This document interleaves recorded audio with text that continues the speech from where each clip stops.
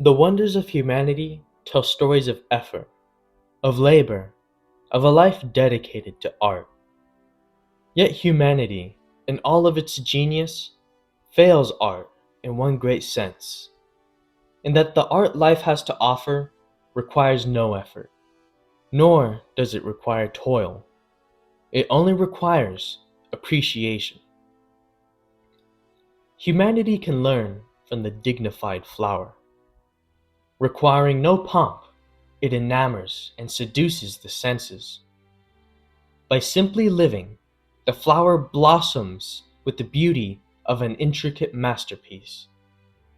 And as if its fragrance and splendor had not already captured the heart, the beauty of this plant is matched by its exemplary virtue. Whether it is stomped on, plucked with no regard, or never seen or appreciated, the flower's majesty simply is.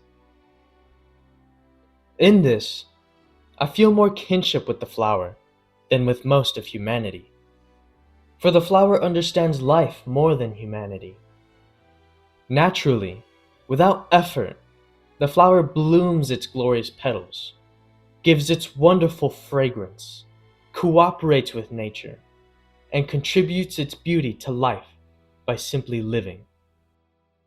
Through the harshest winters or the hottest wildfires, the flower not only persists in life, but also in beauty. And when observing a flower and appreciating its beauty, a human comes close to understanding his place in the world. A hunk of marble, piles of stone, oils and string, these do not create the artist. What makes an artist is the life within and the divine nature of creation. Thus, what separates man from the flower is that while the flower naturally blossoms, the man must create his own story. Yet what connects humanity with the flower is that they are both part of the same nature and artwork. They breathe the same life and partake in the same beauty. Human nature, like the flower, is simple.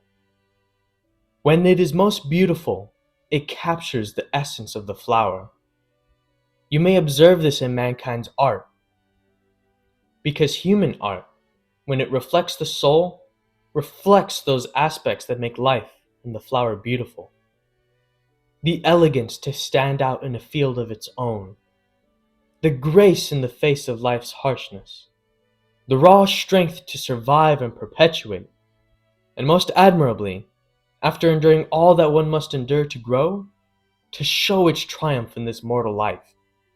And this triumph is to return to the heavens and say, I was not merely alive, but I lived.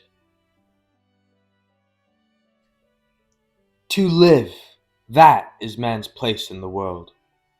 For in nature, beauty, love, and righteousness, those virtues are natural. They are life. But to live contrary to nature, to tarnish, hate, and to sin, those are the wages of death. And in a world of art and beauty, is it not natural for the soul to find its place in living righteously? Yet let it not be confused. This is not the human in me seeing the human in the flower, but this is the divine in me seeing the divine in the flower. In this mortal realm, human nature and the flower's nature seem separate. But in the eyes of providence, both are created by and are from the same nature. Both the flower and the human are mere details in the same masterpiece, for both are artworks created from the same artist. The man only senses the flower's beauty because the human is also an artist. Yet what the human fails to see is that he is also like the flower, in that to simply live well, he shines with the beauty above that of the flower. For the human, created in the image of God, is art in himself. His life, his artistry, and appreciation of beauty given to him by the grace of God. The human partakes not only in life, but in the majesty and beauty of God's creation, of his artistry. For in appreciating life, we appreciate God's masterpiece, and we find our place. Not in that we are separate from it as observers, but we ourselves are art, and are, if not more, beautiful as the flower. We find ourselves as artists within the most spectacular creation. And our art, our lives, this is our greatest creation, the story of what we choose to do with it. As we partake in our own human creation, we partake in life. Life is given to each and every one of us. The soul to enjoy beauty and to create, bestowed upon us as we are made in the image of God. We have the grace to create despite our impurities, for God loves us. And that is our story. Despite our imperfections, despite our wickedness, despite our forsaking of life, we are still given the grace to enjoy it. We are given the Spirit to overcome our mortality in flesh, for we are created in an image not of our own, but of God. And God is life, God is beauty, God is mercy, God is love, the original creator and the greatest artist. We are who we are because we are made in His image.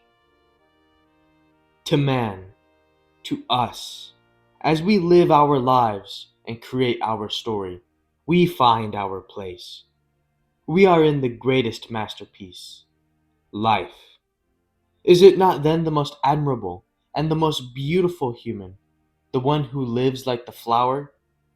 For that human who lives virtuously, and thus beautifully, as the artist intends, is that not the human worthy of being in the garden, right alongside the flower?